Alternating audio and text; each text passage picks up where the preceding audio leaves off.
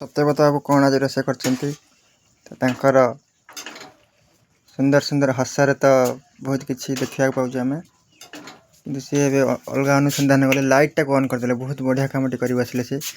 ତାଙ୍କର ମୁସ୍କୁରାହଟ ଯେ ଏତେ ସୁନ୍ଦର ଯେ ତାଙ୍କର ଛତୁ ତରକାରୀ ଠାରୁ ବି ଅଧିକା। ଛତୁ ତରକାରୀ ନା ଏ କ'ଣ ଏ ବିଷୟରେ ଆମକୁ କିଛି କହିବେ?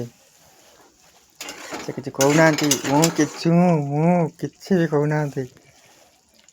ସେ କହିଲେ କି ଆମେ ପରେ ସରପ୍ରାଇଜ୍ ଦେବୁ। ଏଇଟା କ'ଣ ତରକାରୀ ସେ ବନାଉଛନ୍ତି? ଲଙ୍କାରୁ ତ 16 ଗ୍ରାମ ଭଳିଆ ମୋତେ ଲାଗିଲାଣି ଲଙ୍କା କେବଳ ଭିତରେ ପଡ଼ିଛି। ଆଉ କ'ଣ କ'ଣ ସବୁ ଆଇଟମ୍ ଫୁଟୁଛି ତ ଭଲ। ବାସ୍ନା ତ ପୁରା ଆସିକି ମୋବାଇଲ୍ ପୁରା ସ୍କ୍ରାଚ୍ କରି ପକେଇଲାଣି ମୋର।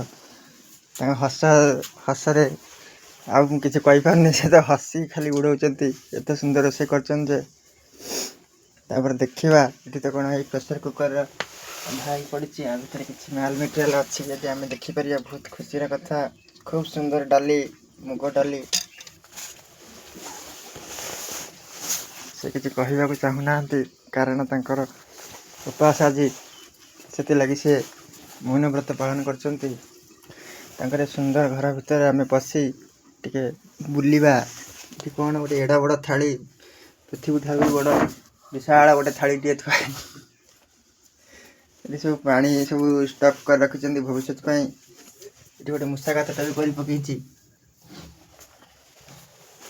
ପୁରୁଣା କବାଟ ବି ଗୋଟେ ଅଛି ଆଙ୍କର। ଏ ଗୋଟେ କଦଳୀ ବି ହେଇଛି, ପୁରା ପାଚିକି ଯାହା ହେଇଛି।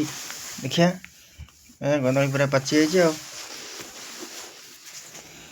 ଖୁବ୍ ସୁନ୍ଦର ଏ ଘରଟି। ତାଙ୍କର ବହୁତ ପୁରୁଣା କାୟ ଘର।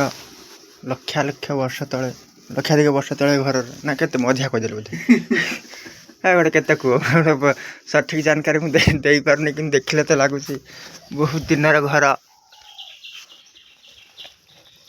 ଏ ଘରଟି ଭାଙ୍ଗି ଯାଇଛି ଏବଂ ବହୁତ ଆଳୁ ମନ୍ଥରା ଗଛ ବି ଲାଗିଛନ୍ତି, ମାଟି ଆଳୁ, କିନ୍ତୁ ମାଟି ଆଳୁ ହେଇନାହିଁ ବୋଧେ। ଏଠି ଗୋଟେ ସୁନ୍ଦର ପାଣି ମଟର ପାଇପ୍ ନଷ୍ଟ କରିଦେଇଛନ୍ତି। ଆଉ କ'ଣ ଏଇ ଘରଟି ତ ଖୁବ୍ ସୁନ୍ଦର ଲାଗୁଛି। ଆଉ କ'ଣ ଖାଲି ଏଇ ଘରଟା ଭାଙ୍ଗିଗଲା, କିନ୍ତୁ ଗୋଟିଏ ଘର ଜୀବିତ ଅଛି। ଏଇଟା ଗୋଟେ ଖୁସିର କଥା। ତାଙ୍କର ବଡ଼ ଭାଇ ବର୍ତ୍ତମାନ ମୋବାଇଲରେ ଖେଳୁଛନ୍ତି। କି ଗେମ୍ ଏଟା? Candy cross. ଏଇ ଆବାଜ ଏମିତି ଆସୁଛି କି ପୁରା କଡ଼େଇ ଫଡ଼େଇ ଭାଙ୍ଗି ଫୋପାଡ଼ି କହିଲେ, ଏମିତି କହିଲେ ସେ ଉତ୍ସାହିତ ହେଇ ସେ କିଛି ନା କିଛି କରି ବସୁଛନ୍ତି। ସେଇ କ'ଣ ଡାଲିକି ସେ ବାର ଦେଖି ଦେଉଛନ୍ତି। ଭୁଲ ଡାଲି ନ ପକେଇ ଦେଉଛି, ସତରେ ଡାଲି ପକେଇଲେ କି ଆଇଟମ୍। ମୋତେ ତ ବହୁତ ଇଏ ଲାଗିଲା। ମୁଁ ଭାବିଲି ଡାଲି ହିଁ ଗୋଟେ ଆଇଟମ୍ ହେଇଛି, ଆଳୁ ଗୋଟେ ଆଇଟମ୍ ହେଇଛି। ଦେଖିଲା ସେ ଡାଲିକି ସେ ଆଳୁ କ'ଣ ପକେଇ ଭାତ ନ ପକେଇ ନ ଦେଉ। ସେଇଟା ଖାଲି ଅପେକ୍ଷା କରିଛି, ଭାତ ପକାନା ତ ଗୋଡ଼ା ତଳେ ପଡ଼ିଛି, ଭାତ ପକାନା ଆଧରେ। ଯାହା ଆଇଟମ୍ କରୁଛୁ କର, କିନ୍ତୁ ଭାତ ପକାନା ଆଧରେ। ନା ସେ ପକେଇବା ମୋତେ ଲାଗିଲାଣି, ଭାତ ଅନେଇଲାଣି ସେ।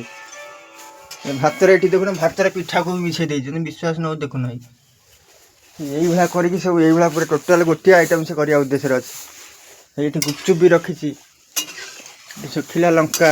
ଗୁପଚୁପ୍ ବି ପ୍ଲାନିଂ ଅଛି ସନ୍ଧ୍ୟାବେଳକୁ ବୋଧେ 1.5 କିଲୋ ଭଳିଆ ହେବ ମୋତେ ଲାଗିଲାଣି। ଆମେ ଏବେ ପୁରା ଘରଟାକୁ ଦେଖିବା ପାଇଁ ଚେଷ୍ଟା କରୁଛୁ।